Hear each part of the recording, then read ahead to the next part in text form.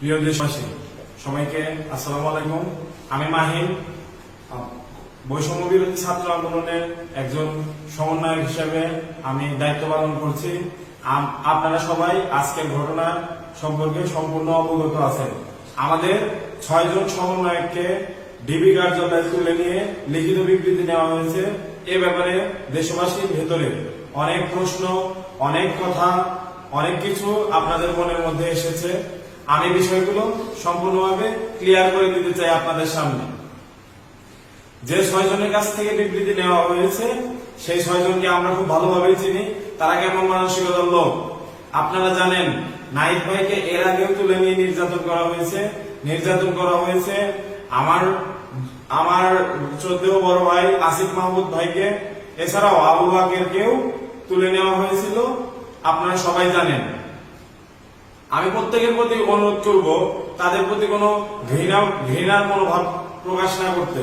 প্রত্যেকেরই পরিবার আছে, প্রত্যেকেরই নিরাপত্তার ভয় আছে, প্রত্যেকের ভিতরেই পরিবারের প্রতি টান আছে।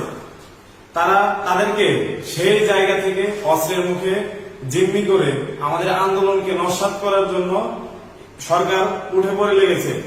দেখুন, আমাদের দাবি কিন্তু ডিবির কাছে নয়, আমাদের দাবি কিন্তু কোন সংস্থার কাছে নয়, আমাদের দাবি বাংলাদেশ সরকারের কাছে, বাংলাদেশ রাষ্ট্রের কাছে।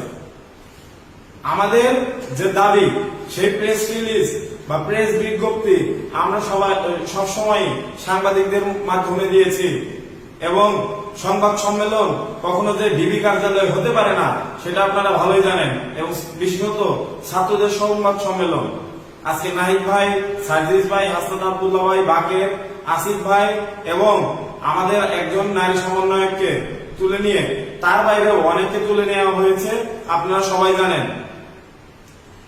সরকারের এবং পুলিশ প্রশাসনের যে এই সম্মিলিত ঘৃণিত চক্রান্ত, আমরা এর নিন্দা ও প্রতিবাদ জানাচ্ছি।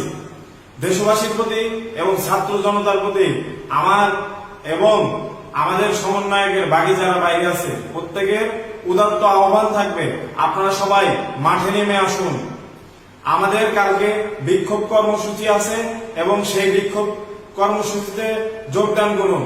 আপনারা সবাই স্পষ্টভাবে একটা কথা আপনাদের মনে রাখতে হবে, আপনারা কিন্তু আমাদের কারো চেহারা দেখে, আমাদের কারো স্ট্যাটাস দেখে কিন্তু আপনারা এই আন্দোলনে আসেননি।